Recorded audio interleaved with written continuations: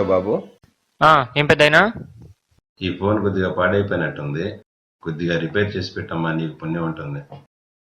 సరే సరే చూస్తా. కూర్చో పెద్దయినా, కూర్చో. రాజు ఇలారా, ఈ ఫోన్ కొంచెం చూసుకురా పో.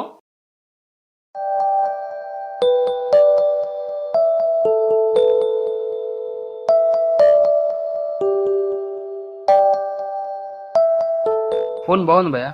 ఏం రాజు, బాగుందా? ఉండు కాల్ చేసి చూడండి. పని చేస్తుంది. ఉండు, స్పీకరు ఇది కూడా పని చేస్తుంది. సర్లే నేను చూసుకుంటా. సెల్ ఫోన్ బాగా పనిచేస్తుంది పెద్దాయన. లోపల స్పీకరు బయట స్పీకర్ రెండు పనిచేస్తున్నాయి. కాల్ వస్తుంది పోతుంది, బాగానే పనిచేస్తుంది. చూడు ఒకసారి. అవునా? నా కొడుకు దగ్గర నుంచి ఫోన్ వచ్చి సంవత్సరం అయిందమ్మా. అనుమానం వచ్చి ఫోన్ పనిచేస్తుందా లేదా అని మీ దగ్గరే తీసుకొచ్చానమ్మా.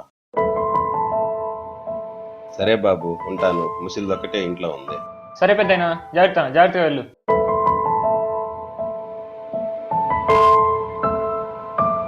ఈ వయసులో ఆయన కావాల్సిన చేతులు పనిచేసే ఫోన్ కాదు, దగ్గరుండి చేతిగా ఉండాల్సిన కొడుకు. అలాంటి వాడు వదిలేశాడు. పరామర్శించే టైం కూడా లేక కన్న తల్లిదండ్రులను పర్యావరణం చేసేశాడు. ఎలాంటి సమాజంలో బతుకుతున్నాం మనం? పరాయి వాళ్ళు పరామర్శిస్తున్నారు, కానీ కడుపున పుట్టిన కన్న కొడుకు మాత్రం కనుమరుగయ్యాడు. కొడుకున్నది కాటి కొరకేనా?